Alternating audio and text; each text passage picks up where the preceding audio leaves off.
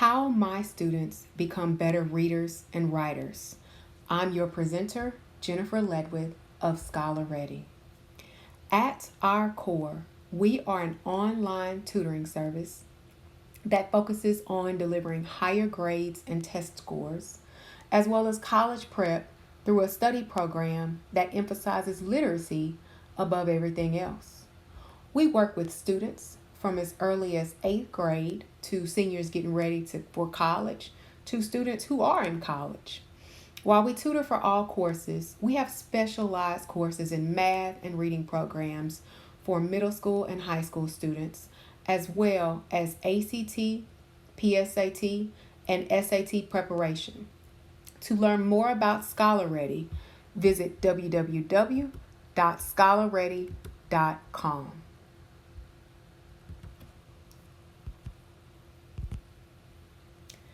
The science of reading emphasizes the importance of phonics.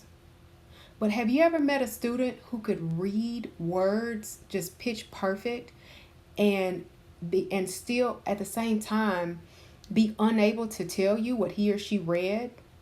That is because they lack another key component from the science of reading, which is background knowledge. At Scholar Ready, we use vocabulary and knowledge building activities and writing activities to help our students develop the vocabulary that they need to become better readers and writers. With we introduce the vocabulary for the activity first. Here's an example of the vocabulary building activity.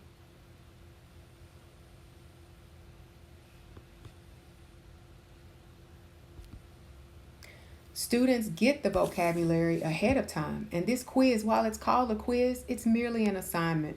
And students can use a search engine, a dictionary, whatever they'd like to be able to identify the definitions for these words. Some of the vocabulary words include the ones that are at the bottom of the page. This is just one question of 11 in this particular unit. These words are navigate, intermediary, mutiny, and straight. And the students are called upon to match the correct word with its definition. Now, students, the great part about our program is that it is cumulative. So students can plan to see these words and these definitions again.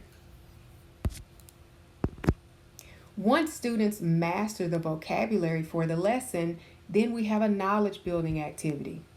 Now, knowledge is important because the more background knowledge, meaning the more that a student has in his or her head before he or she attempts to read a text, the better he or she is going to be able to understand it. For some people say, well, the students can't read because they don't read. Well, maybe they don't read, or maybe they can't read because they don't have the background knowledge to understand what they're reading. So that's why sometimes I start with videos. I have activities that include podcasts. And so, of course, I do have activities that involve reading texts and gaining knowledge that way. However, I do believe that building knowledge can include a multifaceted multimedia approach. In this situation, students are learning about the age of exploration, particularly Europe's age of exploration, and this one centers on the Spaniards and the Portuguese going and exploring the world. And students will watch this video. Now, what I have them do is I teach them how to take notes with the video, because students, they'll watch the video or they'll fast forward through the video and they'll be like, and I'll ask them, well, what did you learn? And then they're lost. And this is a really good skill to have, because nowadays, when students take college classes, these classes are online, and often the classes don't include live lecture. The classes include videos. And so students need to understand how to take notes while they're watching a video. So I have them to create a table. The first thing I have them do is identify all the key persons, places, things, or ideas. So in this case, it's the Treaty of Tordesillas, and I have them to describe it. And so there's a description, and then I have them to include the significance. And so this is just a snapshot of the entire table.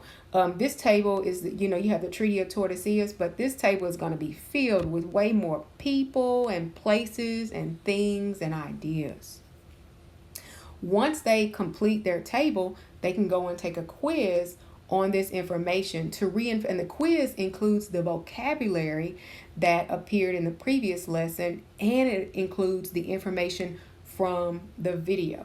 And students can use the notes from vocabulary, they can use their notes from this video, and they can use the video to help them to do well on the knowledge assignment. Now, once they do well enough on the vocabulary and the knowledge assignment, it's time to really get it to stick with writing. What I like to do with writing is I like to mix it up. I like to mix it up with a different grammar rule. In this case, I'm teaching students how to use semicolons. There's semicolon use number 1, along with examples. There's also, some more help about using semicolons. And then there's a guidance about using semicolon number 2. And then more guidance on semicolon use number 2 and examples. Then I have the students to identify which sentence is punctuated correctly according to the semicolon rule. And here are some examples, and if it's incorrect, you'll see an explanation. And in the next one, if it's correct, you'll just know that it's correct. Once students pass through this tutorial, then they'll have to enter their sentences. They'll have to write their own sentences. And guess what? The sentences are about the information from the video. And the sentences incorporate the vocabulary from the vocabulary activity. In this instruction, students have to use a semicolon to complete the sentence. And vocabulary words are all through this activity. We have pestilence, annihilated, indigenous, engaged, commerce. We even have important people, places, and things from the previous lesson: the Catholic Church, Spain, Portugal, African female traders.